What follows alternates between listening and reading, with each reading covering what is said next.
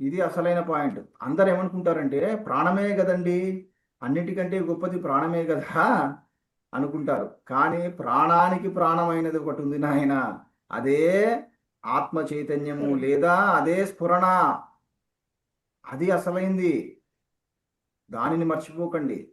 మన స్ఫురణ ఉందే, మనలోని కాన్షియస్నెస్ ఉందే, అది ఎంత గొప్పదంటే అది ప్రాణానికి ప్రాణము, మనస్సుకు మనస్సు, కంటికి కంటికి కన్ను, చెవికి చెవు.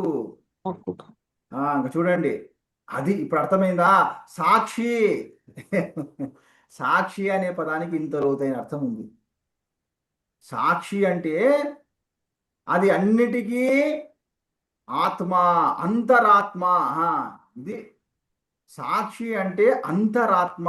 అంతర్ అంటే లోపల ఉంటూ, లోపల ఉంటూ గమనిస్తూ ఉండేది. అంటే మనస్సుకు మనస్సు అయినది, ప్రాణానికి ప్రాణంగా ఉండేది, కంటికి కన్నైనది, చెవికి చెవైనది, నువ్వు వాక్కుకు వాక్ అయినది. ఇంకా మీకు అర్థమయ్యేలా చెప్పాలంటే జీవుడికి జీవుడిగా ఉన్నది. అంటే విజయలక్ష్మికి విజయలక్ష్మిగా ఉన్నది, కళ్యాణికి కళ్యాణిగా ఉన్నది. ఆ చూడండి, మూర్తికి మూర్తికి అమూర్తిగా ఉన్నది, నిజానికి అది అమూర్తి.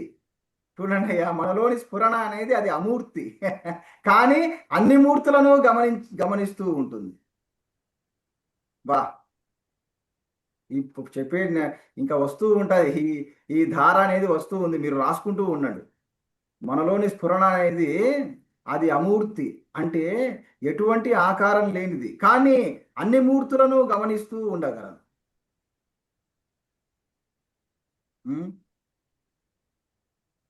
నేను చెప్తూ ఉండగానే ఫీల్ అవుతూ ఉండండి, తప్పకుండా దాని స్పర్శ తగులుతుంది.